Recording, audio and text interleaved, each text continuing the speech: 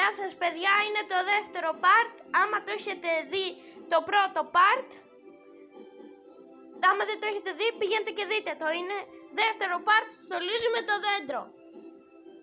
Το προηγούμενο ήταν πολύ μεγάλο και γι' αυτό θα μπορέσουμε να κάνουμε δεύτερο.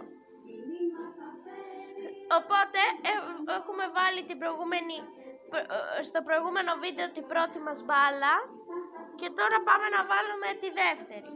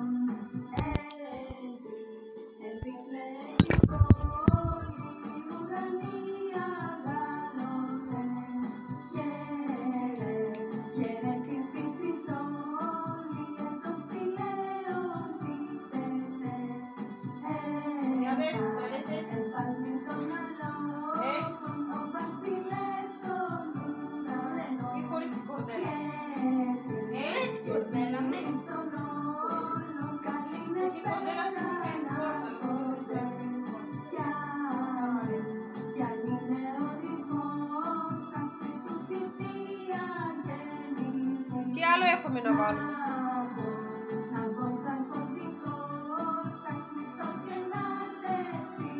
Θα τα βάζω και πάνω.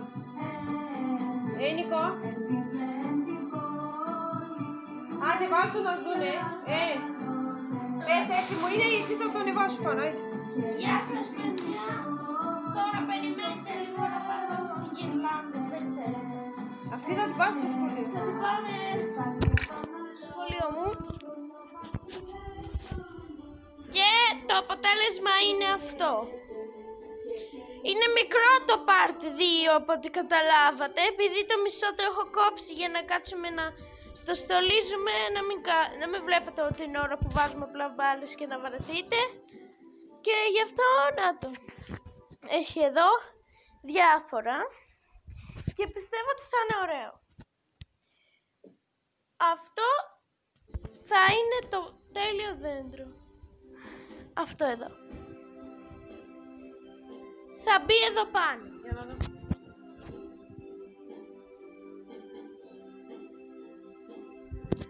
Γεια σας παιδιά, θα το πούμε στο επόμενο βίντεο. Και το οποίο δεν ξέρω τι θα είναι, θα δούμε. Γεια σας.